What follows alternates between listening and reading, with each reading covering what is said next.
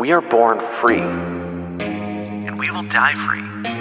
The time in between, though, that's complicated. In that time, governments, institutions, and our egos will limit our ability to find true freedom in this life. These are real stories of real people overcoming the odds, persevering in justice, and unlocking their potential. Welcome to Finding Freedom. Here's your host, John Oderman. Hey everybody, what's up? Welcome back to another episode of Finding Freedom right here on the Lions of Liberty podcast network. Great to have you here with me. If you can hear in my voice is not good right now. We're going to see how far I can make it through this episode, but this is a solo episode of Finding Freedom. And this is actually, I just messed up my previous recording. I got about 20 minutes in, screwed something up, realized I was on mute for a portion of it. So we're trying this again. So I wasted voice on that, and that was not ideal. So we'll see how far I can get into this. It probably won't be that long of an episode, but there are some things that I feel are just so important to talk about right now that I want to get to before Tuesday's election, which I think is, and I don't say this lightly. There goes my voice again. I'll explain why I'm losing my voice in just a minute, or what happened, I should say. But I don't say this lightly. I do think Tuesday is the most important election, definitely in my lifetime. I can't speak about other people's lifetime, but for sure, it's the most important presidential election in my lifetime, without a doubt. And I'll talk about that. I'll talk about that at the end and give you the reasons why I am voting for Donald Trump and why I think you should too. But we're going to talk about that later, not right now. Right now, I want to explain why I'm losing my voice. So, as you know, I'm a big Penn State fan. If you listen to any of our bonus content, Degenerate Gamblers, here with myself and Brian McWilliams and our legal counsel, Rico, where we talk about, betting and different things like that. We get into Penn State football talk and how annoyed we are in general, especially Brian and Rico with the team.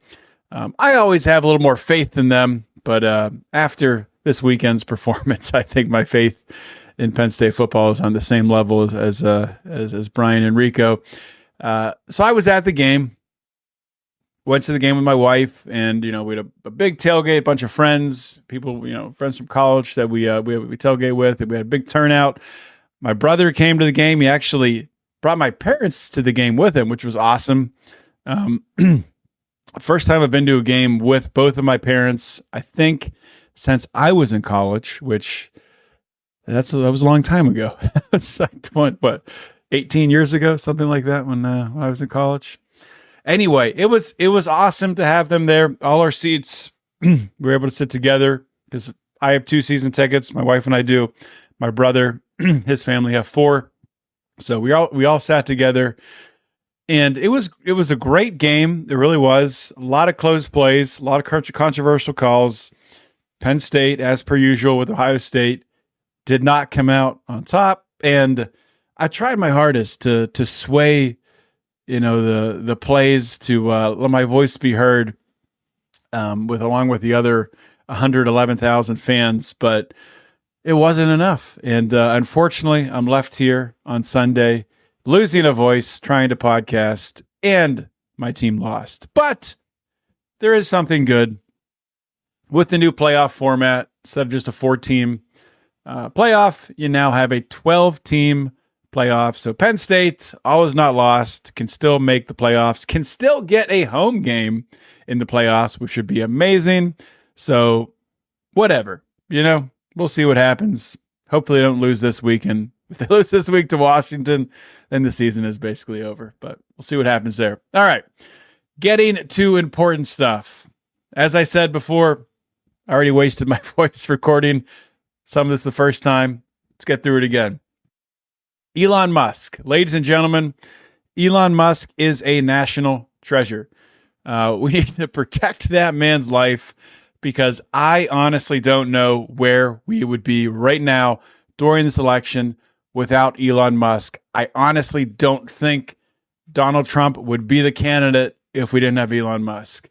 I don't think Joe Biden might still be in the race. He might have been getting ready to waltz into a second term without being able to function as a human being if Elon Musk didn't buy Twitter. But he did. He did buy Twitter. And I want to highlight a tweet from Kim.com. If you know who Kim.com is, ladies and gentlemen, founder of Mega Upload, Kim.com says, imagine if Elon didn't buy Twitter. Do you even know how lucky we are? And you can't overstate how important this is.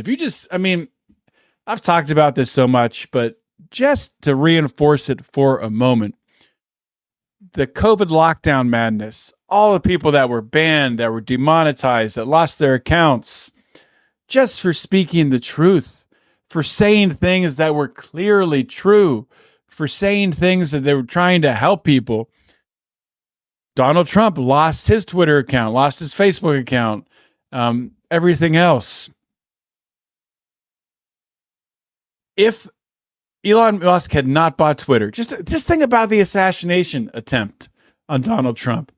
Think about how crazy it was that if you went to a cable news station in the first hour, 2, 3 hours, maybe even that 12 hours, I don't know, after it occurred, you weren't even sure what happened. The first headlines posted on like CNN and MSNBC were Donald Trump falls down at rally.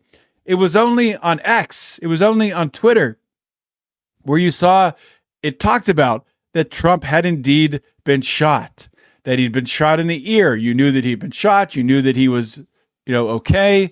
You were able to see video of it. You were able to get footage, interviews from people on the ground who saw the shooter, who documented that they were yelling to police officers, hey, there's a shooter on the roof. There's a guy with a gun on the roof. And nothing happened. So if we didn't have X, if Elon hadn't bought X, if we didn't have what we have today, which is mostly a censorship-free X, we wouldn't even have the opportunity to have this election. I'm 100% sure of that. It would be sure there would be an election, but it wouldn't be like it is today right now. Donald Trump and Kamala Harris, and I think Donald Trump with an excellent chance of winning. So thank you, Elon, for buying Twitter. Turning the page now. Turn the page. As Tim Walz' wife, what a goofball with her. I don't know if you guys saw that this was probably 6 weeks ago when she was talking at a rally for Tim Walz, and she was doing this stupid thing where she was saying, we need to turn the page. She was saying turn the page from Donald Trump, but we're already on a spot in the book with Kamala Harris as she's vice president. So wouldn't you be turning the page from Kamala Harris?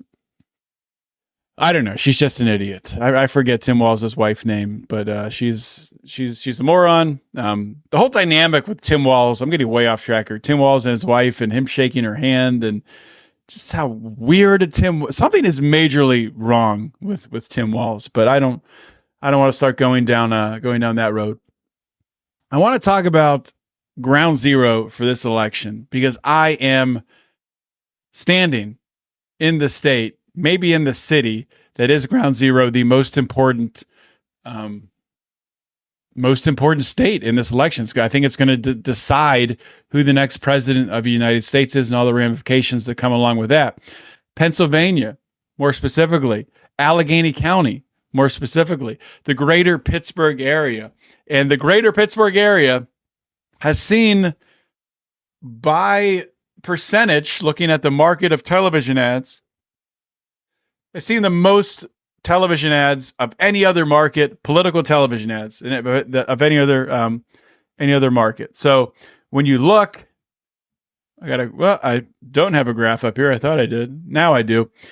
I have a graph up here showing the TV ads, election ads compared to non-election ads from April through October. You can see the yellow line is election ads, how it crosses the white line, which is non-election ads in October. I will say this. I think this is an understatement because this shows at about a 50-50 split. And through my experience, it's like 90% election ads and 10% non-election ads right now in Pittsburgh. The Monday Night Football game that the Steelers played in, I think right now it's Sunday, November 3rd, so it was a week ago. It was ridiculous. It was ridiculous. Every single ad was a political ad, either for Trump, Kamala, for the Senate. Bob Casey is taking on or Dave McCormick is challenging Bob Casey. Bob Casey, current senator. It's just wild, and it's the radio, same thing. It's podcast, same thing. Since podcast ads, for the most part, are based upon your geolocation, where you are. So you get ads based on that. So everything I listen to, I'm getting crazy amount of political ads. And I do want to, now that I thought of it, I don't think I've talked about this on the show, but when it comes to podcast ads, so here at Lions of Liberty, if it's not someone that we have a direct relationship with, which we do have a few clients that we have direct relationships with, like Crowd Health, who are awesome, and we'll support them as long as they'll let us. A great relationship with Crowd Health. Expat Money, great relationship for them. Same thing. We'll support them as long as they will let us. Excuse me. So those are like direct. Like we talk with them directly and we do the ad reads. But there's a different type of ad where we're like inserting a spot for an ad, and then the service we use populates that spot with something. And we can put restrictions on, like we don't want certain types of ads. And we had a restriction on where we don't want any political ads. We don't want any campaign ads, anything like that, from Republicans, from Democrats, from Libertarians, Independents. We don't want it from anybody. And we had that selection. And they actually came to us in the summer and said, they didn't say directly like this, but this is what they meant. You guys are stupid. You're leaving money on the table. You should have that unchecked so you can run ads during a presidential election year. That's going to be the craziest of our lifetime, most amount of money ever. Kamala Harris raised $1 billion, for Pete's sake. They're saying you should run ads. It's stupid to turn down the money. We said no, we don't want to, because I don't know what people are going to run. I don't want a Kamala Harris ad on my feed. That's insane. So we kept that checked. Something happened where they changed the way they categorized the ads, maybe intentionally in order to do this, maybe not. I shouldn't assume the worst, but something happened where I was listening to, normally what I'll do is with my podcast, I'll at least listen to the beginning. So I hear the ads there. I'll try to listen to, if depending where the ad spots are, I'll try to listen around those points in times to hear what ads they put in. I don't do it every show. Sometimes I forget. Sometimes I don't have time. But like 6 weeks ago, I was listening and there was a Kamala Harris ad. And I'm like, what is this? What the crap is this shit? So I went in immediately, checked the settings.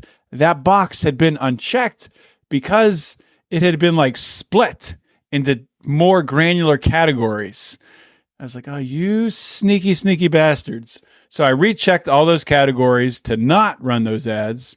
And hopefully we shouldn't be getting any political ads. If you are getting something, if you're listening to my show or Brian's show or Meme Wars, you shouldn't be getting any political ads. If you are, please send me an email, john@lionsofliberty.com. I want to know that. Or if there's any other weird ads, like we don't want to run anything on like controversial stuff like abortion or whatever they don't call it abortion. What do they call it? Like parental choice or something. I don't want any ads from either side on that. But yeah, so we try to avoid certain things. So if you hear something that's weird, or if you're like a pharmaceutical ad on here, you shouldn't hear that. Please let us know. People in the past have reached out, and I'm so thankful for that. You can reach out, send me an email, hit me up on Twitter, DM me @JohnOdermatt, because I don't want that stuff on our feed. Because in the past, I've listened to other podcasts, people that I respect a lot, and I'll hear a weird ad and be like, what the crap is this? If I hear it like once, twice, I'll be like, okay, something's off with the way that they're their ad is that, with the way that they are doing their ads with their filtration system. But if I hear it like 5 times, I'm like, I don't know what's happening. So I'll give it a break and stop listening, come back, and it's normally cleaned up. But yeah, if something like weird like that happens, please let us know. Okay, so spent way too much time on that. Continuing on, I just want to play a clip because I think it's so important to highlight the difference between the way Donald Trump and Kamala Harris campaign, difference between how they talk to people, difference between how they calculate what they want to talk about. Now, it's obvious that Donald Trump controls his campaign. He says what he wants to say. Of course, he's taking input from political advisors. Of course he is. He even talks about it. Where the last, where he was the when Joe Biden called Trump supporters garbage, and Trump came out in the garbage truck, and he came out to his rally with the fluorescent vest on, and he even talked about how they. It was his advisor's idea with the garbage truck, and they convinced him to wear the vest out because they told him it made him look thinner or something like that, and he liked that. It was a great story, the way that he told it. But still, with that being said, he's taking it as input. Like when I'm sure he gets talking points for rallies, and Donald, our polling is saying this, she's talking about this, and sometimes he probably listens. Sometimes he probably says, I just want to talk about this, and he talks about whatever the heck he wants to. Kamala Harris, on the other hand, she is calculated.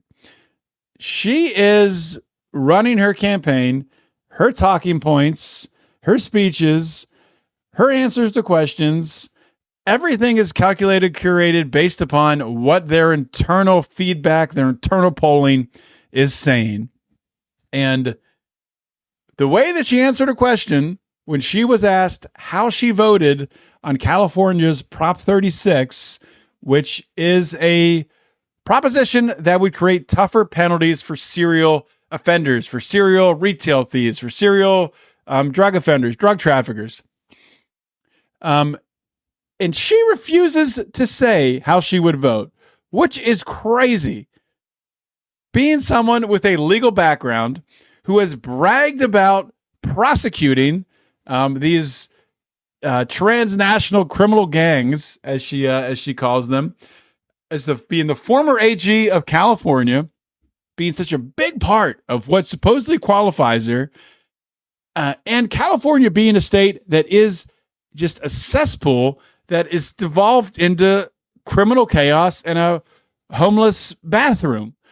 And she refuses to answer how she voted on this very, very important bill.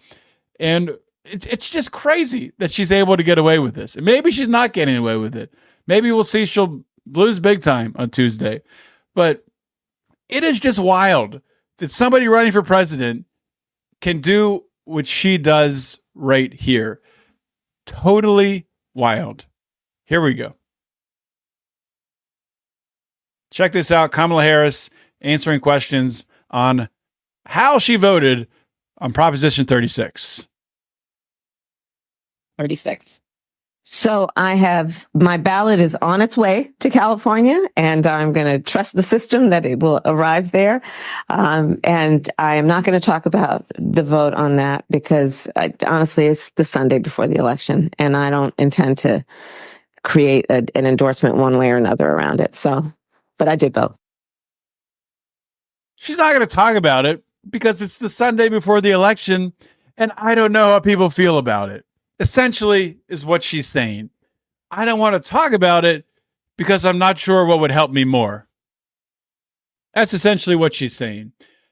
How in the world can anyone take a person like that seriously? How could you vote for someone like that? How? If anybody out here listening to this is voting for Kamala Harris, what the heck is going through your brain right now when you hear something like that? That's just crazy. It's absolutely bonkers, insane, and I don't know really what else to say about it. So I'm just going to touch on something very quickly. I was going to talk more in depth about this, but I do want to save my voice here and get through everything. I I think it's worth pointing out because it kind of tees up the next video I'm going to play between John Fetterman on Joe Rogan. But the House of Representatives Judiciary Committee, chaired by Jim Jordan, released a report which details how the Biden-Harris administration has funneled money into the United Nations, which then funneled illegal immigrants into the United States. And I won't get into the details of the program. I'll post the report on the show notes page at lionsofliberty.com. But the key elements to it is we're talking about $80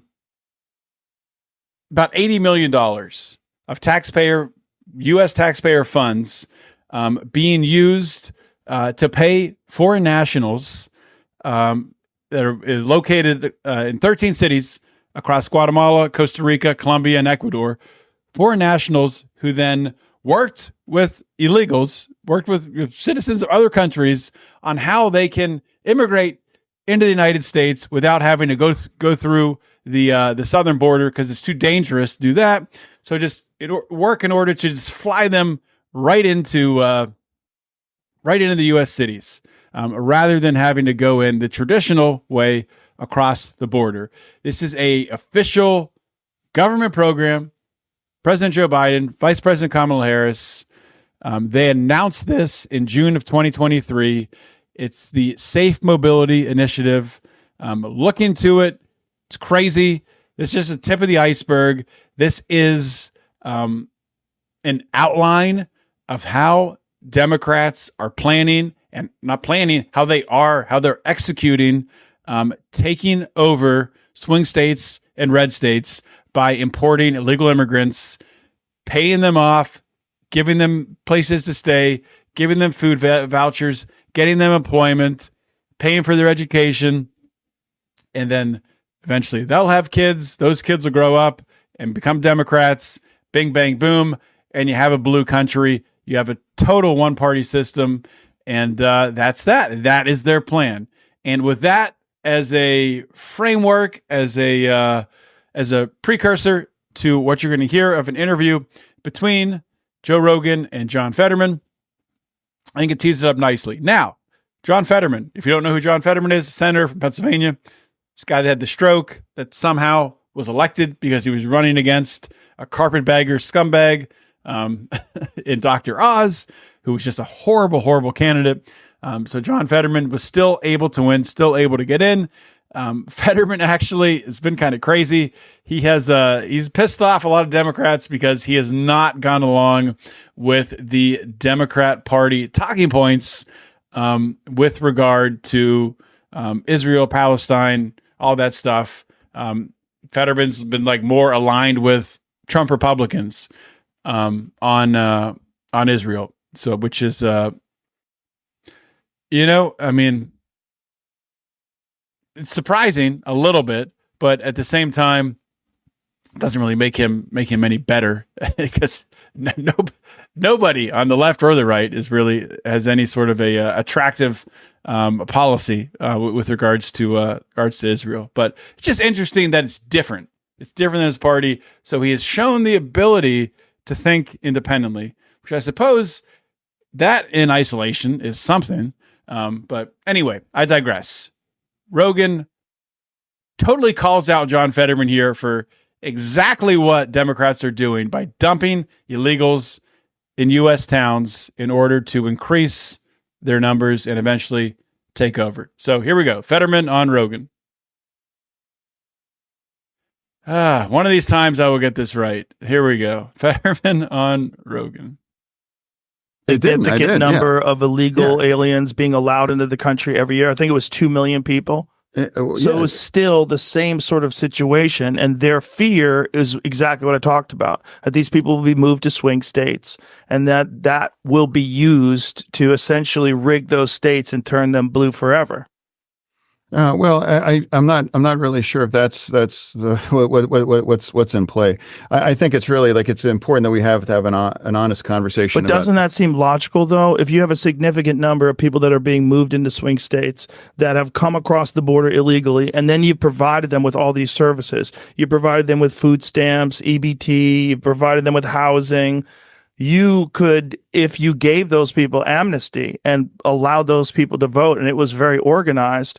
You're talking about 75,000 votes over a few counties that switched everything over to the Republicans. You could see how you import 10 million people over the course of 4 years illegally, and then move a significant number of them to swing states, and then provide them with all these services, and then give them a path to citizenship.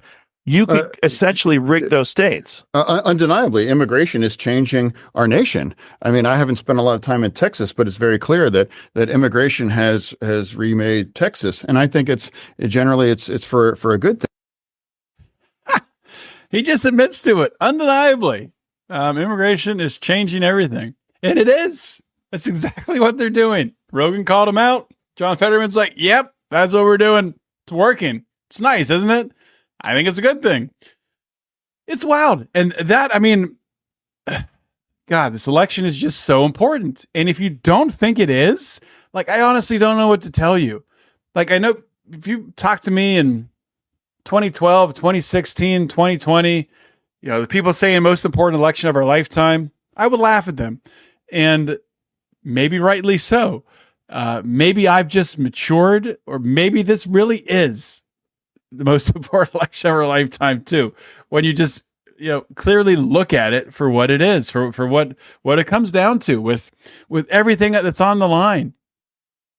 And I'll get into my reasons why I'm voting for Donald Trump at the end here. And yeah, so let's start talking about, you know, the election a little bit as it sits today.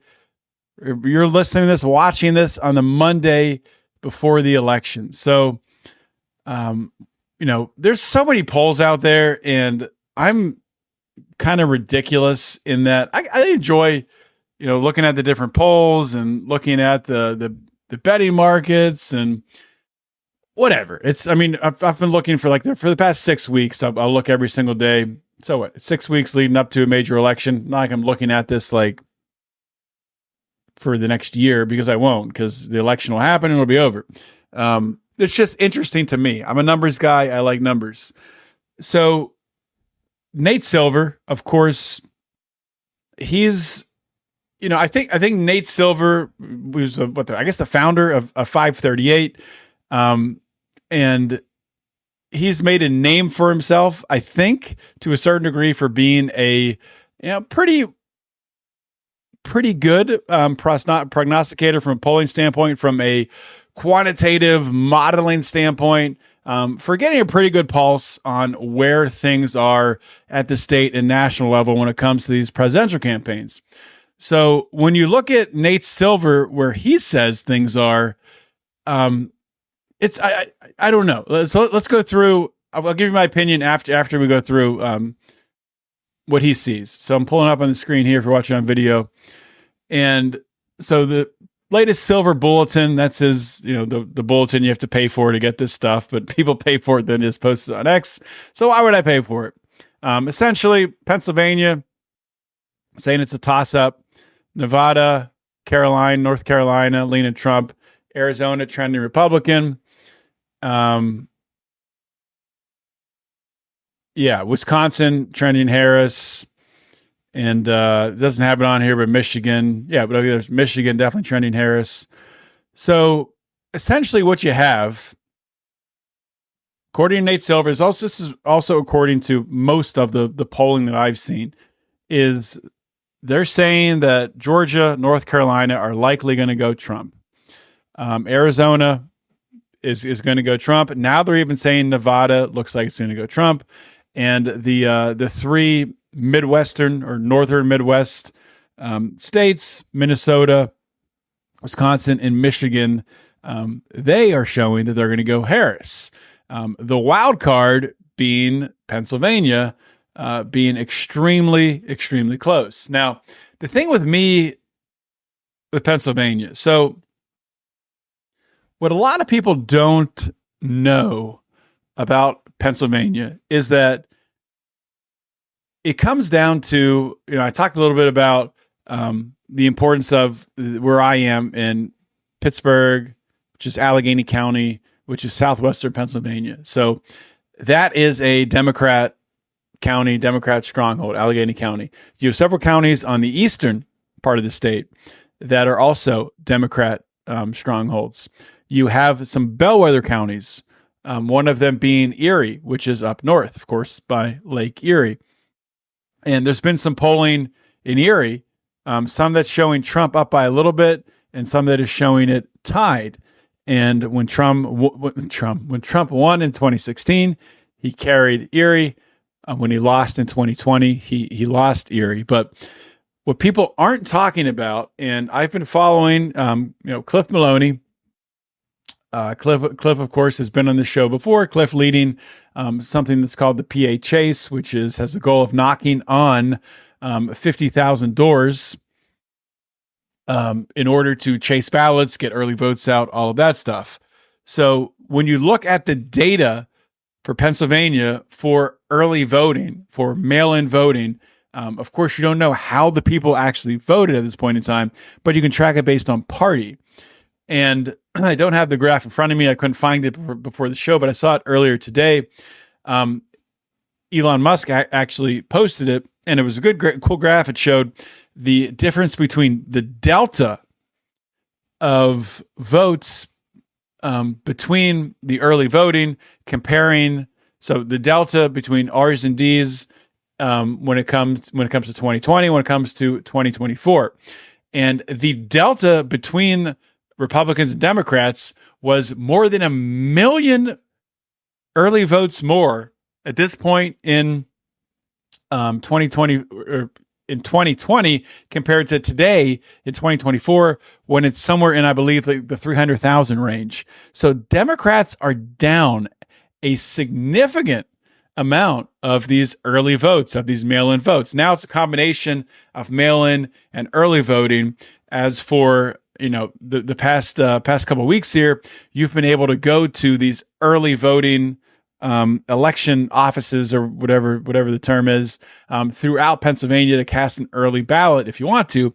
And Republicans have been hitting that hard, saying, go vote early, get your vote in, which makes sense. Like from a risk management standpoint, and I didn't vote early. I'm just going to vote on Tuesday. I guess I'm going against what I'm saying here. But from a risk management standpoint, especially for people who are, maybe, I'll say this, especially for men, since for the most part, especially for young men are a large, Trump wins that demographic of young men significantly.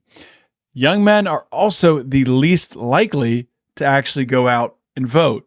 So if you can get those individuals to go vote early, just get it done with, get it on the books, you've eliminated the risk of something else distracting them, something else happening where they never make it to the polls. You get sick, whatever, you sleep all day. I don't know. So it just makes sense. Like, there's so many things that can happen that would prevent you from voting. If you can just get the vote early when someone's driving past one of these, early voting locations, you can do it. So Republicans have done a great job of that in Pennsylvania, and it appears to me they've also done a great job of that in Virginia, in North Carolina, in Arizona. They're just crushing it in the early voting. I believe they're ahead of Democrats, which is crazy, and also Georgia. It seems like they're doing very, very well with the early voting there too, which is like a totally different mantra than what Republicans did in 2020. In 2020, it was like, don't mail your ballot in, don't vote early, just vote on election day. And the other problem with that is, if everyone votes on election day, you get these long lines, they close it, and maybe you don't even get to vote. So I get it. I get the early voting. I understand why people are doing it. Now, when it comes to the betting markets, I've said where it looks like the polls are. I'll wait to I'll give another opinion in a second on the polls. We look at the betting markets.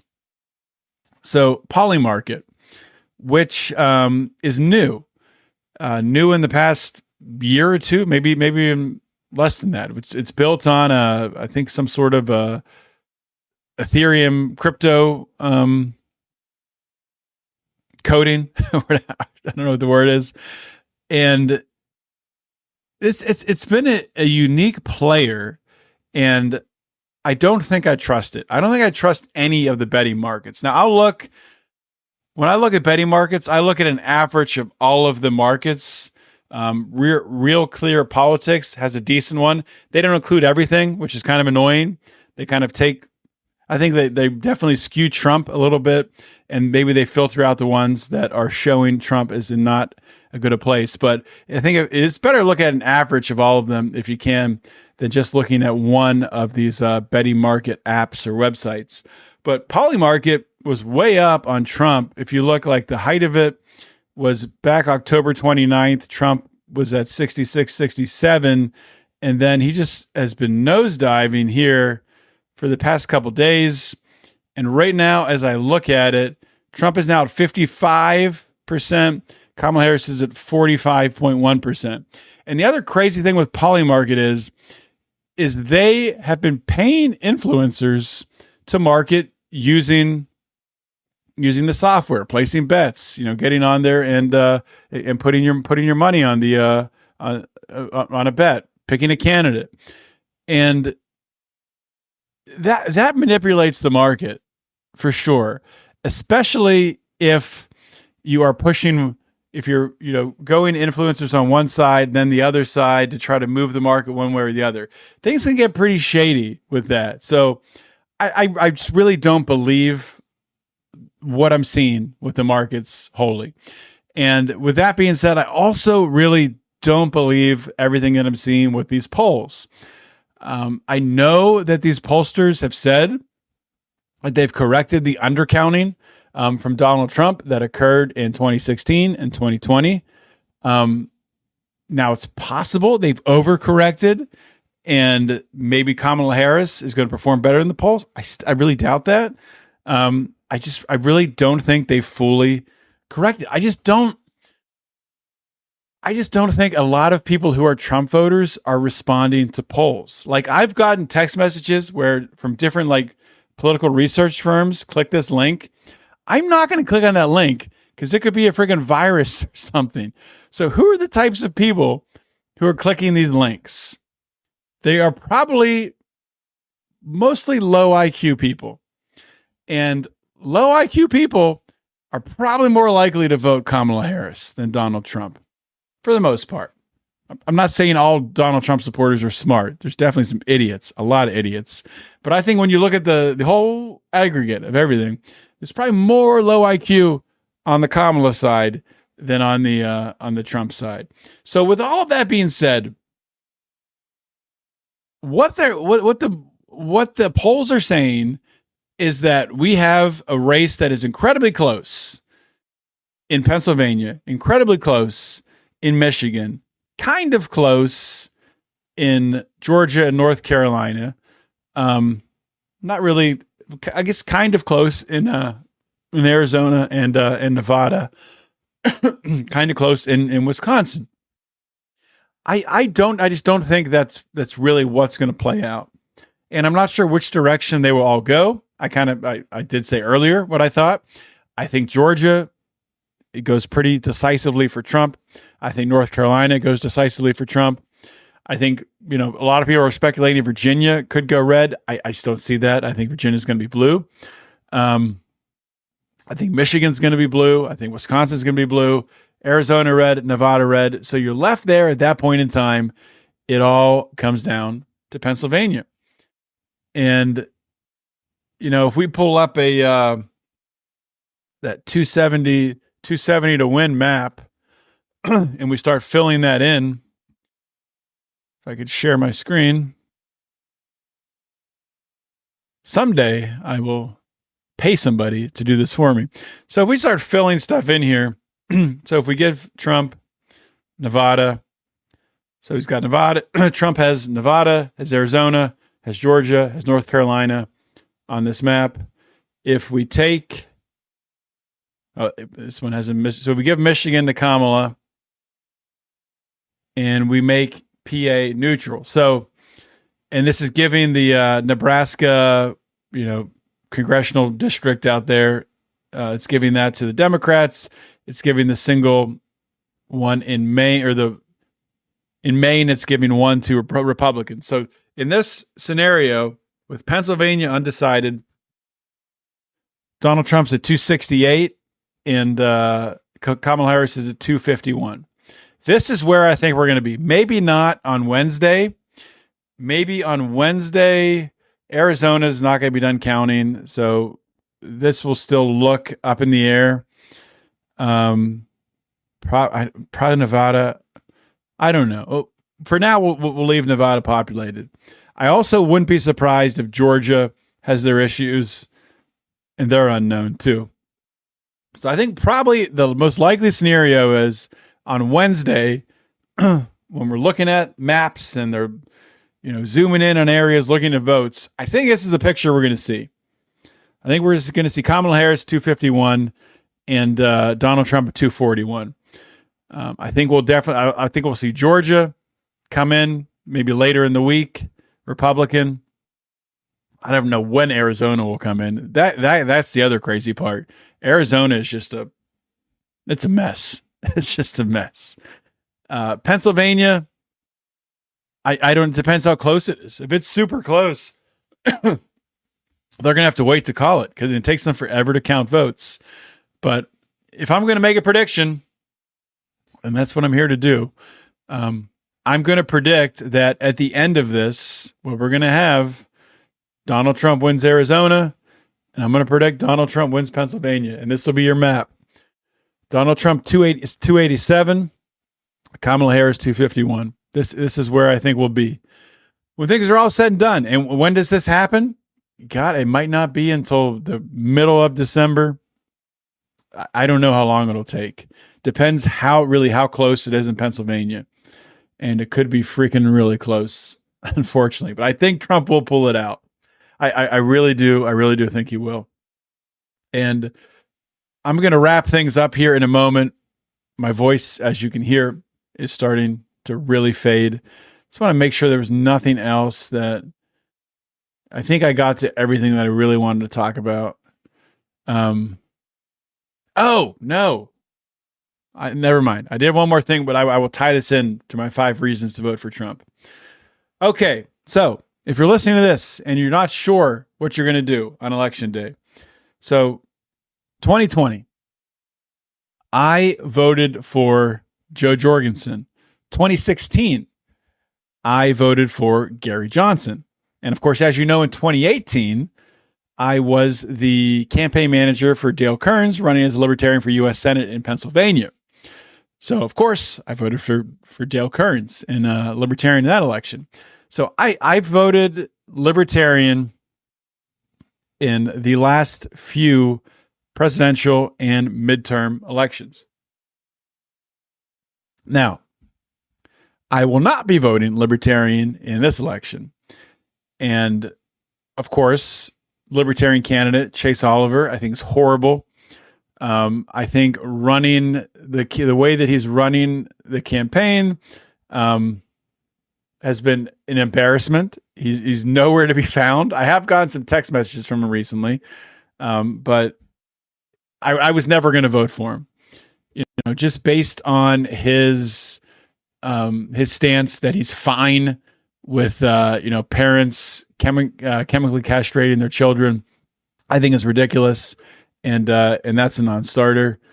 He's fine with men in women's sports. There's other issues where we disagree. He's prioritizing the wrong things. He's anti-war, which is great, but that's in today's political climate. You got to be more than anti-war. So why am I voting for Donald Trump? Well, it comes down to what I talked about at the beginning: protecting freedom of speech.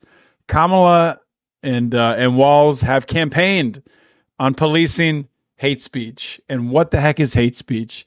Hate speech is whatever people determine it to be. This podcast today, Kamala Harris, Tim Walz could determine that I committed hate speech. and I could be fined, or I could be charged. I could lose my rights to broadcast. Who the heck knows?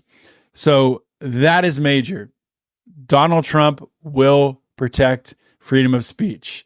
He has Elon Musk who's supporting him, who has been instrumental through saving Twitter, through saving X, through saving the town square where we can bring these ideas forward, where we can talk freely and openly and debate each other.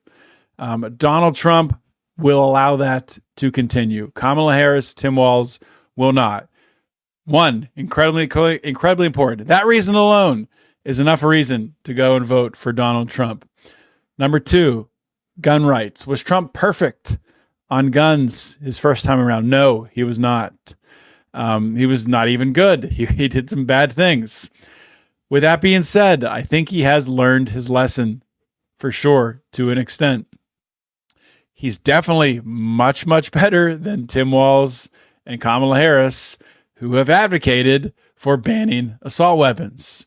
It's pretty cut and dry. They want to take your guns, and they're saying that they want to. It's clear. They've said it. They're not denying it. Trump does not want to ban assault weapons. So that's two reasons. Second reason, Second Amendment. That reason also, standalone, is enough reason to vote for Donald Trump. Ending the war with Ukraine, and also being anti-war in general, including pushing back against a lot of the neoconservatives. Most importantly, Meghan McCain, Dick Cheney, Liz Cheney, pushing back against these neoconservatives. A lot of people from the George W. Bush White House coming out supporting Kamala Harris, and Trump pushing back against it. Does Trump have neocons on his side? Yes. Does he have Tom Cotton on his side? Yes. And that's not good. Mike Pompeo, that's not good. But will he surround himself with enough other people to keep those lunatics from making it as bad as it would be under a Kamala Harris regime? I think yes, and I think it's not really close. So is Trump perfect? Is he perfect not being anti-war? Was he perfect with regard to Yemen? No, he was awful. He was awful with regard to Yemen. So Trump, and with Israel, Trump's Israel policy, not great, not good. But nobody has a good policy on that part of the Middle East that is running for president. So I feel like really using that as a disqualifier doesn't make any sense.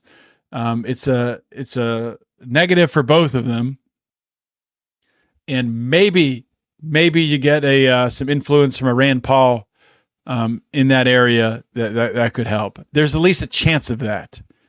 With Kamala Harris, there's no chance. So that's number three. And ending the war with Ukraine, that's clear cut. Trump wants to do that, and that's fantastic for humanity to end that senseless war, that proxy war in Ukraine, utilizing the citizens of Ukraine, young men from Ukraine. An entire generation has essentially been wiped out because of this proxy war. Extremely sad. So that's number three. That reason also is enough on its own. Anti-war Trump. Getting toxins, dyes, chemicals, fluoride out of the food and water supply.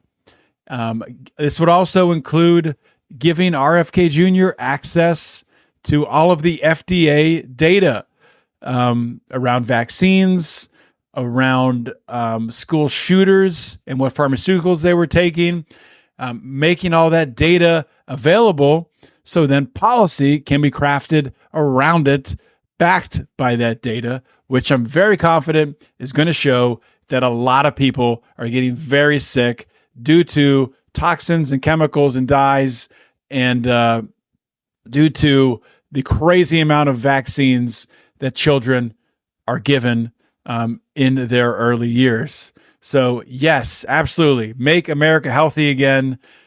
I love that RFK Jr. is going to be involved in this. I love that Donald Trump is bringing him on board and he'll be instrumental in making America healthy again.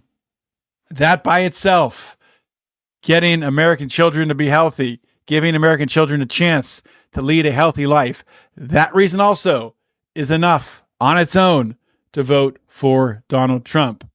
Lastly, who he has already surrounded himself with, who he's brought on board, a coalition of which has never been seen before. J.D. Vance, who, if you haven't heard J.D. Vance's interview on Joe Rogan, fantastic. Brilliant guy, down to earth, normal guy, laughs at jokes, laughs at crude jokes. I heard him on Theo Von too. Just a very relatable guy. Is he perfect? No, he's not perfect, but I think his heart is in the right place. He's a father. He's someone who wants to make this country a better place for his children. He understands big tech. He understands what's wrong with big tech. He understands the struggle of poor people in this country.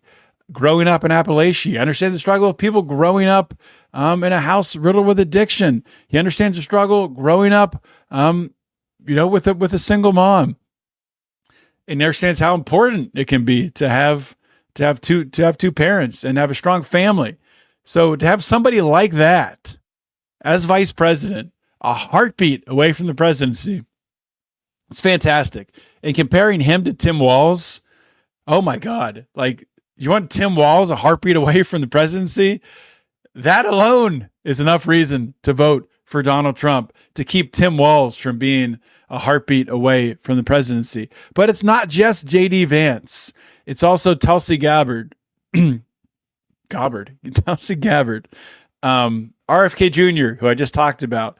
Elon Musk, who I've talked about. Vivek, who's probably the best out of everyone I'm going to mention here, other than who I'm saving for last. Vivek's great. There's a couple areas where I disagree with Vivek, on how he would go after drug cartels in Mexico, which you haven't heard a lot about that recently. But Vivek, where it comes to economics and taxation, and it's just fantastic. And I think a lot of what you're hearing come out from Trump, from no taxes on Social Security, no taxes on tips. You've heard no taxes for first responders, which I love. I'm not a first responder. I want less taxes for everybody. Floating, getting rid of the income tax. I think a lot of that is coming from Vivek. Tucker Carlson. Tucker Carlson has been fantastic after being freed from the shackles of the network, of the cable networks. It's been great to see what Tucker has done. Given the free reign to interview who he wants to talk about what he wants to. And I think he'll get even better under a Trump presidency. And lastly, got to talk about Ron Paul. And I was so happy to see a tweet from Elon Musk followed up by a retweet, a quote tweet from Ron Paul. And I'm showing it on my screen now.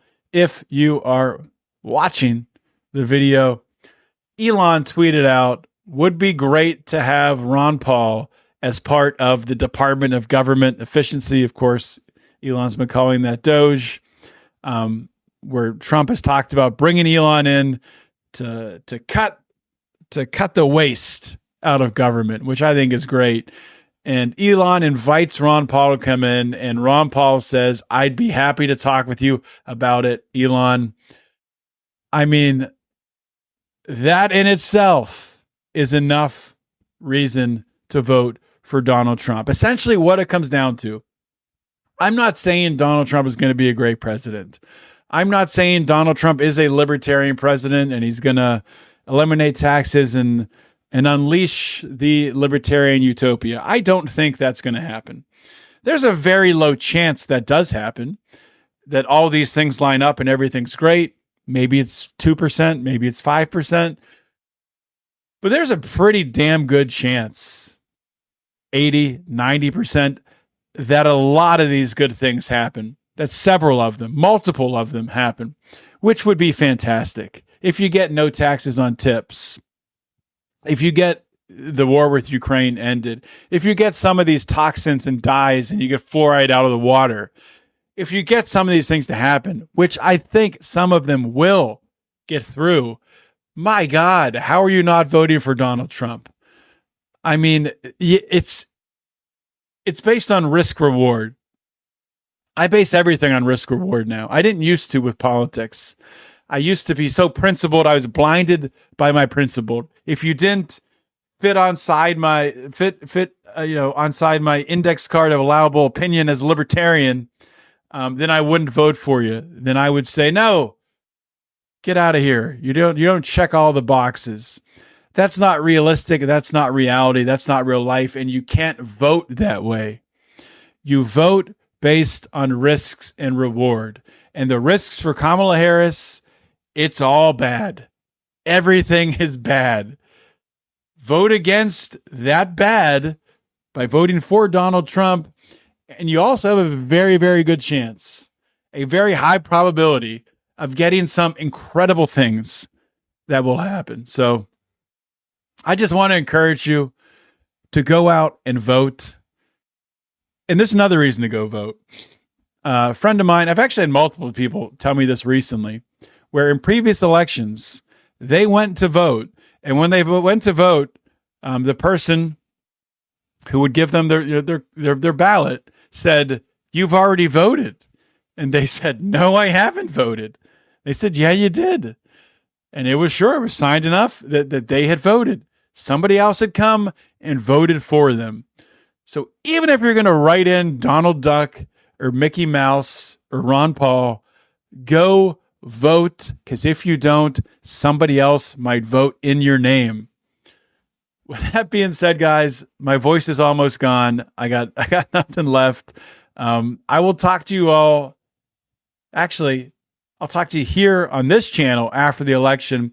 But if you want to hear me on election night, I will be on with my good friends, Bruce McGee and his crew on the Weathered Report Network. They're doing a live stream on Tuesday night during the election. I'm going to jump on with them for a little while. I'm not sure how long. So we'd love to have you there on the chat. I'll link to it on my socials once I get a link. And other than that, I mean, I'll talk to you all next week on the other side of this election. And we'll see how my prognostications, see how they all shake out over time. So hope everyone has a safe week, a good week. I will see you all soon. In the meantime, always remember to keep your head up and the fires of liberty burning.